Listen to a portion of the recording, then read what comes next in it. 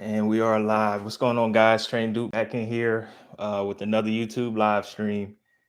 And today is Saturday. I hope you guys are, enjoying your Saturday. A couple of you guys are probably going to trickle in here in a little bit. And I do appreciate that support. But, I do want to come in here, chop it up with you guys, answer any questions that you might have. Um, you know, you name it. And I got a few things I'll run down that we'll discuss. I got Duke right here. He's pretty tired and worn out from the stuff we did earlier, but he's finally taken to his bed and his cooling pad. So that seems to be working out pretty good. Thanks to it might have been Karen or Jay Payne. One of the two suggested that pad, and since I got it, it's been rocking. So if you guys can hear me well, give me some feedback. Let me know. Put some ones in the chat. Also, show some love. Let me know where you guys are watching from. Definitely appreciate that. I see we got let's see what is that 7,000 of you guys in here. So yeah, I do appreciate all that support. So if you are here and you are watching, hit the like button so we could get 7,000 more people to come in and join us as on this beautiful Saturday. So I hopefully there we go. We're getting some likes. So when you guys do hit that like button or comment and stuff like that, it helps out with the engagement. YouTube notifies more people that hey, we got something going on over here, and we could get more people in here. So we do appreciate that. Like I said, the support definitely goes a long way. As you guys can see, if you don't know, the channel is growing a lot. So as promised, I'll make sure that I give you guys more content, more live streams, whatever you guys are requesting. I get a lot of questions specific to training, or some of you guys are struggling with maybe some behavior stuff. And I hope to help out as much as I can as far as sharing my experience and, my knowledge of within the realm of, dog training, dog ownership, and even more specific to the Cane Corso breed.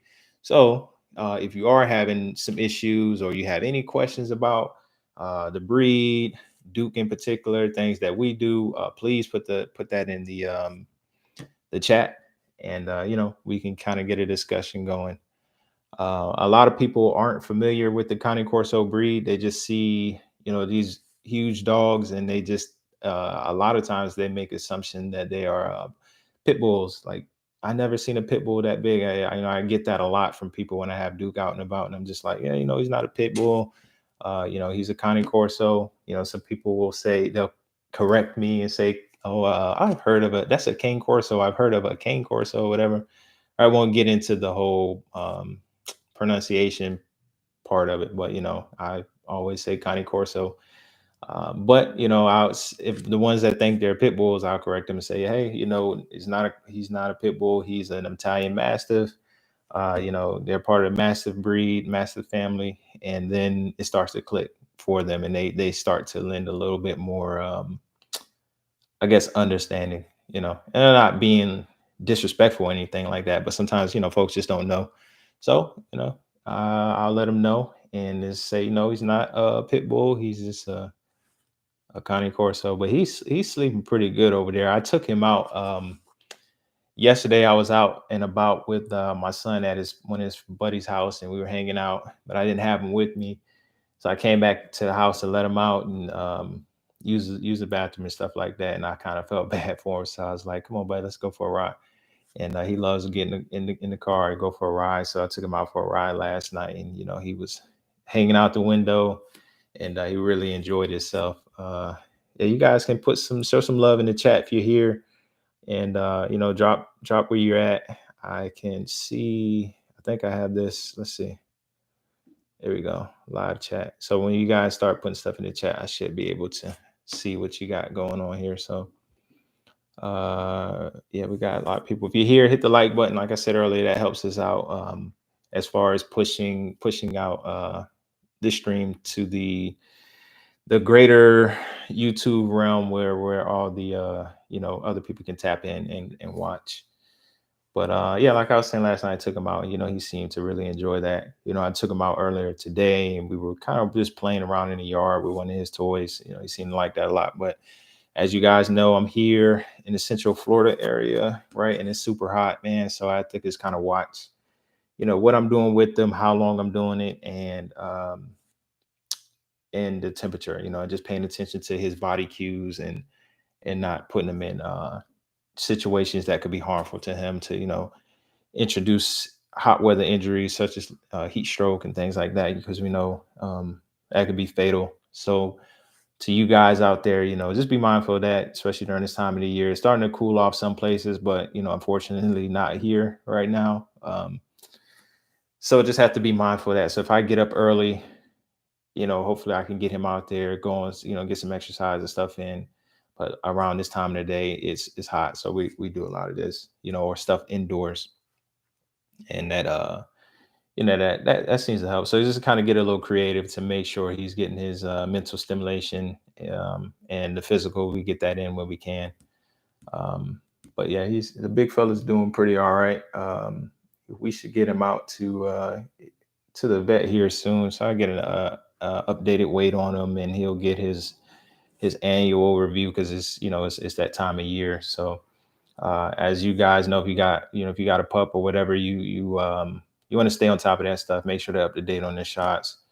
Every county might be different as far as like things like rabies and stuff like that. But I think the last tag I did him for 3 years, so he's going in there, but he has to get all the other ones. So um, let's see. We got Denise in here. She says we have a Connie Corso, Athena. She is quite the diva. The cool part about Connie Corsos is they're unique within the breed, but they all seem to have their own personality. And for me, I was able to observe that through Duke and his litter mates. He has what there was 13 of them, so they were vastly different. Even when they were like still with mom, and I went there and I just had time with all of them, and I just kind of observed to see how they interact, and who was more hyper, and which had more of a calm temperament, and whatever the case may be. But some of them, as they got older, they kind of molded into their personality, and you know it's just cool to see how they turned out. The smallest one, the runt, he ended up getting big, so he's not the smallest anymore. Some of them are divas. It's just cool to see them mature, and get into their self and their shell. And as we know, Cane Corsos can be very stubborn, right? If you have one, you definitely know what I'm talking about there. We got Jade in the chat. Jade says, "Hi, love your channel. You have a beautiful boy. I have a blue 1-year-old female Cane Corso too. She's well behaved, apart from just jumping towards other dogs on walks. Any advice?" Yeah, so uh with that, it can be difficult, it can be frustrating on walks. But one of the things I try to do myself, early in the earlier days as well, and even so now, is just be vigilant on the walk. So if I can spot it before Duke does, or if you can spot it before she does, do something to redirect her attention. Because sometimes you'll notice when they'll lock in, right, and then they just been too fixated on it for too long, and eventually they may become reactive, or try to pull a lunge or something like that. But if you notice that, just try to do something to redirect her, and break her attention. Redirect her to maybe a different direction, or if you can get her attention off the other dog, and maybe work a sit or a down, whatever the case may be, but something to just break that initial focus on the other dog, um, and redirect her. And ideally, you want to correct it, or redirect her before the reactive lunge or whatever it is she's doing.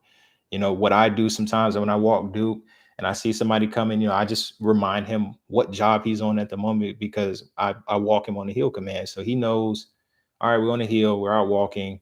No, this isn't the spot where I have you on a break and you can go out and roam, and mark, or get your sniffs on and stuff like that.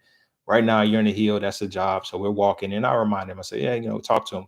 Good boy, good heel, good boy. You know what I'm saying? And then, he starts to understand. So he's getting you know, those cues from me to let him know, okay, heel, he's doing this, and then we just kind of move, mosey on about. But sometimes some dogs are just a little more reactive than others. But that's my advice on that. I hopefully that helps you out. And I do appreciate the comment or the comment here on the stream, because you know live streaming isn't always the easiest thing to do, especially when there's not interaction. But we got, I said 7,000 earlier, we're up to what, 10,000 people. So we could get to 10,000 likes. I would appreciate that, right? So we could push this thing out. Jay says, "Thank you. I do try. She just ignores me even with chicken treats, but I always keep trying with her. Maybe just more consistency on my part. Yes, that's going to be something that you have to continually work through, right? And then if you notice she's not there as far as distractions out in public, scale it back, right? And then really start working your drills at home or like in a closed environment where there are not so many distractions.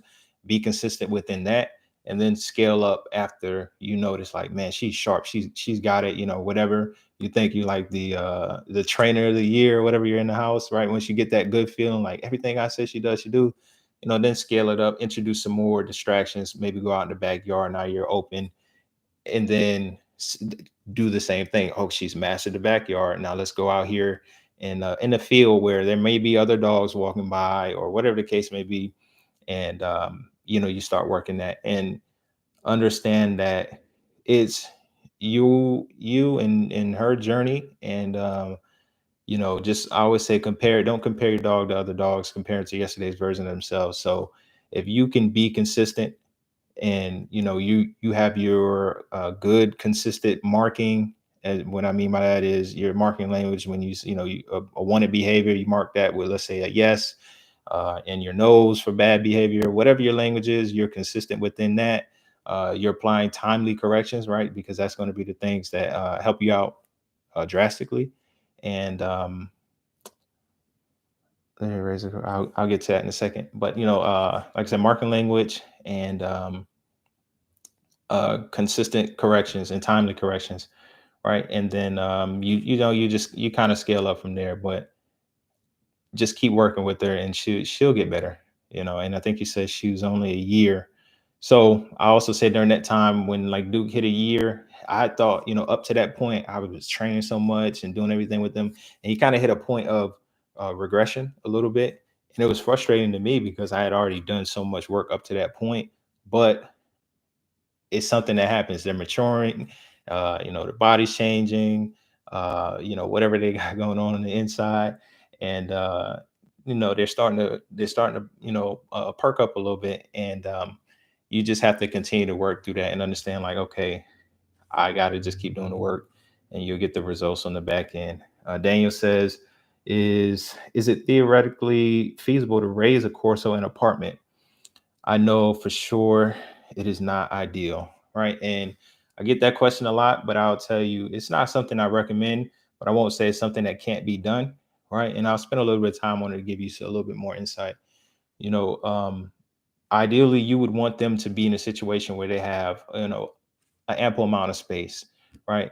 And it doesn't have to necessarily be, let's say, in the inside, the house or whatever. You don't have to have this huge house or whatever. But if you have a yard that's pretty decent size that they could get some good exercise in, like, that goes a long way, right? There are people who have Corsos who live in apartments, and but they have like a big field or something like that that they can take them out to get some good exercise. Some of the apartments here, like, and it depends on where you live, especially upstate. It may not be a lot of grass anywhere near or close, and that's going to suck for your dog. Another thing is, uh, I just think about, if I had Duke in an apartment, he's pretty, uh, well, he's very protective of home, right? And a lot of you guys who have Corsos may attest to that. When we're out and about, he's protective, but we're kind of doing our own thing. And if it doesn't come to us, we're fine. He'll still look out. But at home, he is on his job. You know, if somebody gets, I got a sidewalk out here, but beside this window over here, somebody gets too close there and he can hear them, he'll jump up from, he's sleeping pretty good right now, right? But he'll pop up and he'll, whatever, he'll patrol the yard, he'll give them to keep it moving bark or whatever, like I like to say. But when you're in an apartment and, you have, like, maybe, you're sharing a wall with the neighbor, there's a bump, They don't bark. At least Duke doesn't for no reason often. I had some dogs in the past where they just bark, bark, bark, bark for every little thing. But if when Duke does hear something strange or a voice or something, like he perks up and he'll give his big boy bark, and that could lead to other things, right? One is the apartment going to allow that dog, right? They get a bad rap because they're so big, whatever the case may be. Although they're oftentimes not the troublemakers of the dogs in the neighborhood or whatever, right? But um, because it has such that deep and loud bark that could bother your neighbors, right? That can lead into other problems, reporting to the office and things like that. So it puts you in a tough situation. Also, right, coming into close quarters with people, you try to socialize your dog and stuff as much as you can, but just imagine opening your door with your 130-pound dog. As soon as you open the door, it's somebody on the other side, because I don't know how the configuration of the apartment is, but you bump into somebody right then and there, and it's just like you have to really be on top of your game, and your dog may be just in that protective guardian mode because this is home, right? And then you don't want anything to happen there. So there's a lot of room for error, but it's plenty of people that do it, but I just don't recommend. I don't recommend it. I think they could do a lot better when they have, the house and like especially a yard. I don't have the biggest yard, but you guys will see it on the video. And but it's enough for Duke to run around and stuff like that. He hasn't jumped over that little fence I got back there yet, right? But it is what it is. But that's kind of what I have on there. But I do appreciate you guys for the questions. You got anything else? I can kind of go into that as well. Um, as far as videos on the channel, we're gonna continue to produce more videos and stuff on the channel. One thing is here is it's a little difficult because I'm like a one-man band a lot of times, and like I said earlier, like it's really hot here, and for the sake of like capturing something, it's not worth putting Duke at risk while I'm trying to set up a camera, and then before you know it, he's overheating, camera's overheating. It's just it's not worth it. But towards the cooler parts of the year, is I start to roll out being able to get out and go places and make more or film more of the stuff that we do. So I'll start you start seeing some different types of videos and stuff like that coming soon. And then as far as like Q&A, we'll always come in here and go over some stuff on the live stream. And you guys, this is the best place to probably ask questions where you can get like immediate feedback. I tell you guys all the time, send me messages over on like Instagram and Facebook in the DM, and you guys get to look at this guy. You guys get to ask questions, and I can kind of help you out there. Daniel says, for a person who has never had dogs before, uh, when are you ready for a Corso? Do you need big dog experience prior to owning one like a Roddy? That would help a lot. I always say like, hey, the more experience, the better. That's what most things, but especially having big dog experience. The breed itself is very different, right? Similar to other dogs, but once you start doing more research on Cane Corsos and interacting with them, or you own one, you'll have a baseline of where you can see where where they may be like other dogs, but they definitely are on a different path. And as far as just owning a big dog, we're talking 100 plus pounds, it does help because a lot of times they see big dogs and think, oh, I wouldn't want to get bit by that dog or anything like that. But owning a big dog, a lot of times the biggest risk, let's say, for injury isn't necessarily the bite, although they definitely could do damage there. It'd be like making sure that you have some boundaries in the house to where it's just like we don't allow let's say Duke to run it up here in this area, right? Because you come around the corner and the big dog and runs into one of the kids or something like that. Or, somebody mentioned in the chat earlier had an issue with their 1-year-old Corso lunging and things like that. If you're out and about, and I see a lot where some kids in the neighborhood or some folks, they're walking their dog, but they're on their phone and scrolling and scrolling. And if you're caught off guard, scrolling on your phone, trying to walk a Corso or something like that, and that dog decides to go out and do his own thing, and they pull or they lunge, you're gonna be in for a bad day. You could, get your shoulder pulled, you could get pulled down, and it's just, stuff like that that you got to be uh, made aware of. Jumping, right? You don't want to tolerate jumping, even when they're young. You want to nip that in the bud, so you don't have that when they get older. Um, because you don't want them to just jumping on people, right? Grandma comes over, hi Duke or whatever, and he jumps up on grandma or one of the kids. That's gonna be bad. So definitely having knowledge of owning a bigger dog, it would definitely help out. But as far as just like somebody who's never had a dog before, I wouldn't recommend, if you never had a dog, like period, like I said, some things, it's possible, right? You could go out, you can get a Corso, you can do all your research and things like that. But it's probably not the most optimal thing. And you're probably going to end up experiencing some of the hardships that you deal with, and that may push you towards tapping out, right? So a lot of Corsos end up in shelters. Some of them end up in, unfortunately, getting euthanized. That always sucks. Or people, they get them, they're trying to rehome them because they just can't deal with everything that they ended up dealing with, and they weren't necessarily prepared for it. So I always talk about how much of a huge commitment it is to own, a Cane Corso. It's just like with any other dog. There's, it's going to be some things to change. It's another person, not person, but it's another entity in your family that you're responsible for. Um, Feeding, obviously, can be very expensive. Vet bills can be expensive, are expensive.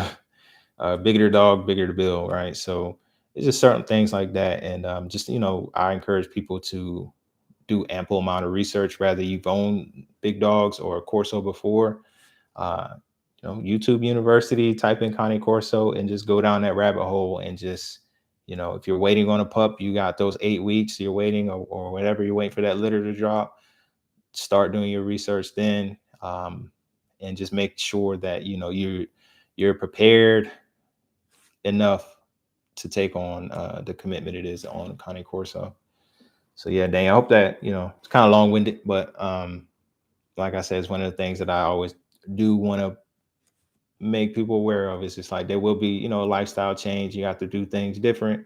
You have to adjust, and you really have to commit some time to, training your dog, socializing your Corso.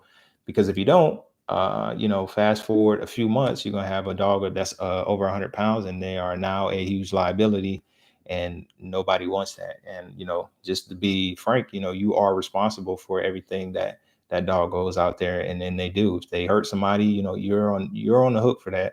So you have to be prepared. So anybody who's on a Cane Corso, looking to own a Cane Corso, I tell you, let take it serious. You're dealing with, a big dog that can do big damage, right? So just make sure you're doing things the right way, and socializing your dog, your pup, right, is definitely what's going to help you out there. So you have that golden window we like to talk about, 7 to 12 weeks, where you want to just kind of get them out, allow them to observe their surroundings, learn what the baseline of the environment looks like, what a bird sounds like, kids playing, what cars driving by, so they're just not reactive to everything out of fear or whatever the case may be. You don't have to take them, to all these elaborate places, but you just kind of want to think of them as a sponge, and you want them to absorb as much as they can, right, from a positive perspective, while they're in that phase. And just because you hit that 12-week mark, or maybe you didn't get to do what you needed to do or how you like to do it, um, up to 12 weeks, it doesn't stop there, right? You still have to socialize these dogs throughout their entire life. So just be prepared for that, because if not, then it can definitely turn out not the way you want it. And nobody doesn't, I don't want that for you, don't want that for your dog, or anything like that. So just be prepared to put that work in. um cool, let's see what else we got here. You guys got any other questions in the chat? We could get a quick, let's see, zoom in on the big fella.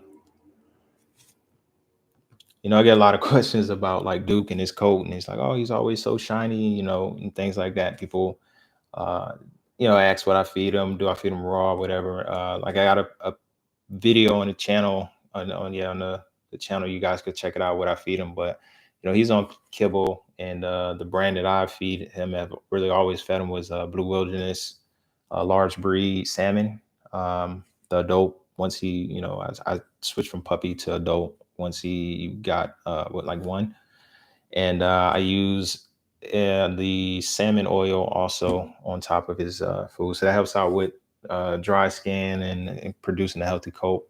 You know, man, we do it live, right?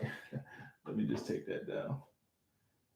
Yeah, so that kind of scared him. It kind of scared me, but yeah, I'll just give me a second, guys.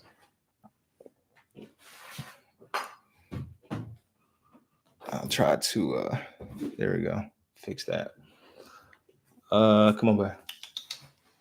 Come. He jumped up like, man, what was that?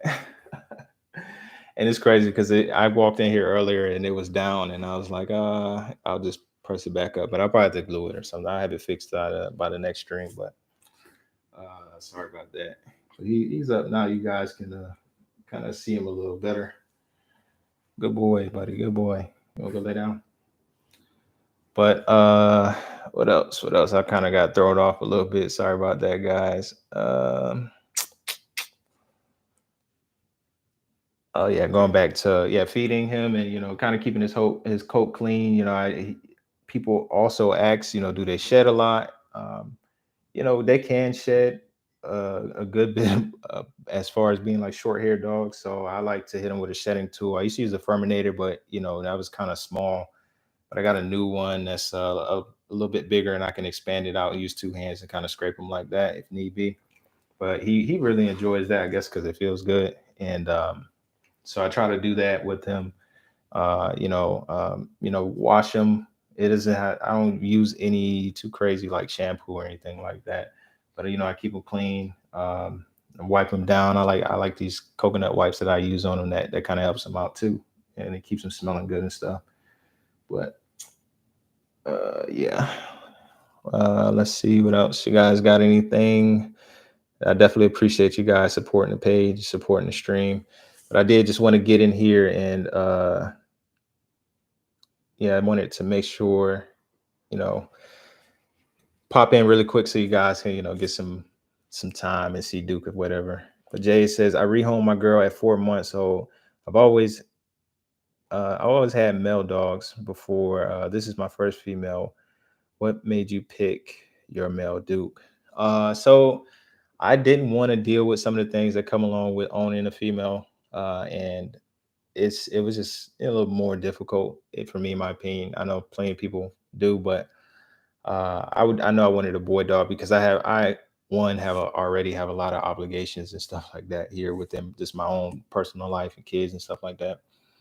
And also when I seen Duke, I was drawn to him, and I was just like, man, this is the pup that I want. And even having an opportunity to see all the pups in the litter, I had the first pick, uh, and I still wanted to pick Duke. He he was, I think he was the biggest in the litter at the time. Maybe that had something to do with it a little bit, but I don't know. When I see him, I fell in love with him. So I would just go over, look at his pictures. When I finally got out there to go check him out, he was just the one for me. But sorry about you having to rehome your girl. And you said at 4 months. So do you have any more details of like what made you what led to the rehome? If you want to kind of shed some light on that, was it some of the stuff that I discussed earlier, as far as like things where people kind of get a little bit over the head, or what was the backstory on that? If you won't mind sharing, Jade. Uh,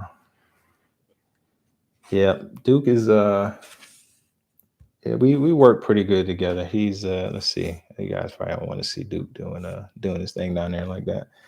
But yeah, it's cool with owning a kind of Corso, and like the situation I'm in where I'm able to spend so much time with him all the time. So it's one of those things where, he knows what I'm thinking a lot of times based on my body language. Sometimes I don't even have to say something. He knows, and that's vice versa as well. Like I can, look at him and tell when he's going, when he's probably going to react, how he's going to react, um, without it even happening. So I can see it a couple steps before things happen, just because I'm so in tune with them. We work so much together, and ideally, you want to do so much with your dog to where you do have that bond or that relationship to where you get to that point. But you know, it takes time. It definitely takes time. Duke just turned 3 in July, and I've been working. I had Duke since he was 7.5, 8 weeks, and the moment I got him, I was looking forward to just like doing things with them and training and of that sort. Jay said I meant rehomed from a breeder. Okay, so yeah, you got your pup a little late. All right, so you still have her. All right, yeah, that's right, that's right, that's right. Um, Now she's one living with me and my cat.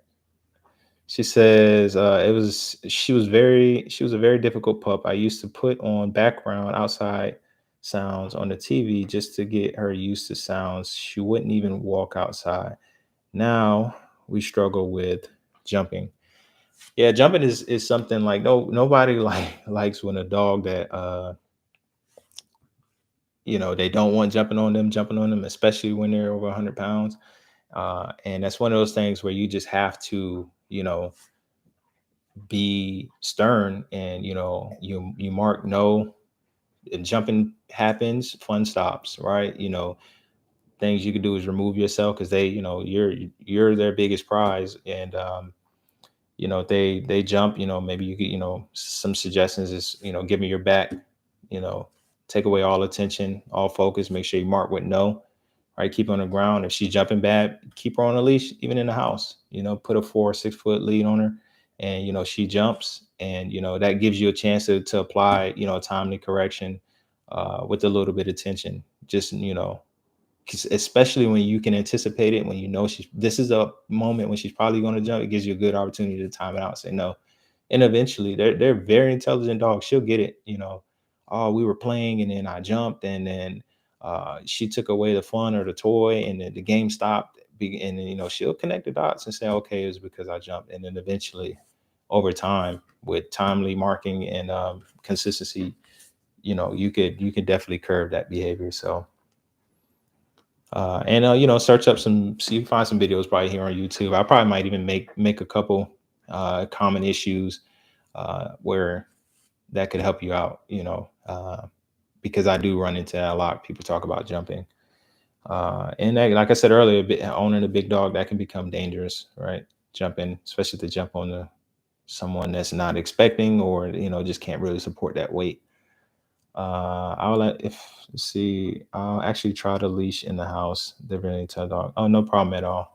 And you guys have any questions? Maybe you don't want to put it in the chat, or maybe I'm not live or something like that. But if you ever have something, just send me a DM over on Instagram at I am Duke the Don, or Facebook Trey and Duke. We got a big following on both of those pages, and I go through those messages pretty regularly, clearing out the spam. And seeing which people who have legit questions or whatever the case may be. And, I get to them as timely as I can. I do have other things going on sometimes, but eventually I'll get there, and, I can answer some of you guys' questions. Consults as well, if you're looking for that, to maybe some more in-depth one-on-one stuff, I do those as well. So you can just reach out and send me a message. Or if you're interested in like maybe some Duke swag, a handsome Duke mug, or we got a couple others over on trainduke.com. You can head over there. I also have a complete socialization guide for dogs of all sizes, all ages, all phases. It's a complete ebook. I wrote it myself, and every question that you probably have as far as socializing your dog, for even the most unique situations, is covered in there. And you can find that on trainduke.com for anybody who's interested in that. So,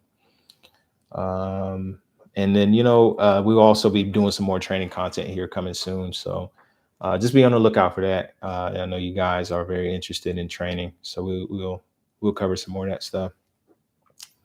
I don't want to make this one too long. I did want to get in here. Got some stuff planned for the rest of the day.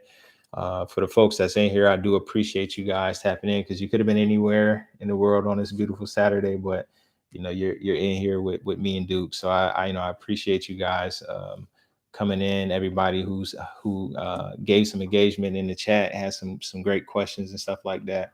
I definitely appreciate that. I call everybody that supports the channel member of the Jewel team. So shout out to the Jewel team. Like I said, we're going to have a lot more, videos and things like that for you guys. So appreciate all the support. If you can, like the video, go check out some other videos on the channel, because there's a lot of good insight as far as just like questions you may have. I probably answered it in the previous video, or things that you may not have even thought about that I talk about in some of the videos. So head over, to the channel and check out some videos after we hop off here. Anybody watching on the playback as well. And I appreciate you guys' support, and I hope you guys have a great day. Peace.